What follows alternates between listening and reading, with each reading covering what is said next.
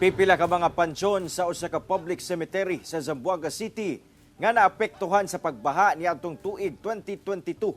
Ang nagpabiling guba human nga wala pa maayo ang naguba nga riprap nga mo'y nagaprotekta niini gikan sa mga pagbaha. Ano yung report ni Efren Mamak? Halos mag-usa ka tuig na ang milabay, nagpabilin gyapon nga guba ang pipila ka mga pansyon sa Manikaan Public Cemetery sa Fisherman Village, Barangay Manikaan, Zamboanga City.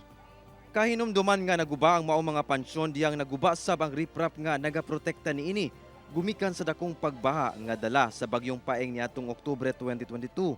Matud sa mga residente, dili lang ang maong sementeryo ang nabaan kaniadto kay nalakip sab kaguba ang ilang kabalayan. Panawagan nila nga mapaayo na ang riprap aron dili na mulapaw ang tubig baha padulong sa sementeryo, lakip ang ilang mga kabalayan. Manrikrap irasil kanal para si subi mal agwa hindi kat intraparaki na kalsada.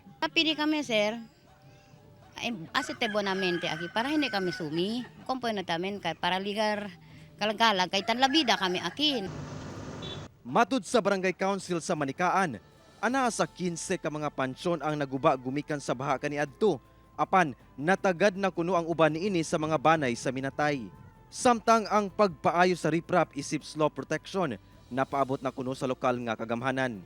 Ang pagpadako sa kanal mao ang ilang ginahimo karon isip temporaryong solusyon. Ya pwede kami sa resolution, ya pasa kami and then waiting kami kung el causal reaction di ila, pero until now do naipaman, pero tanpalob kami el kosa kami ande lang kami grabata el maga kanal grande para pwede el exit del agua puerte. Lauman nga masugda na ang pagpaayo niini sunod tuig. Base ko sa tarisibig kami, chini mga budget, yan allocate LCT and the national through the DPWH. Siguro pwede kita man realize el cosa necesita keri kita dali kel lugar aja decente con el diatong pamilya muerto na alya naman ikan sementeryo. Kauban si Sim Romero sa kamera. Ako si Efren Mamak. Para sa At Home with GMA Regional TV.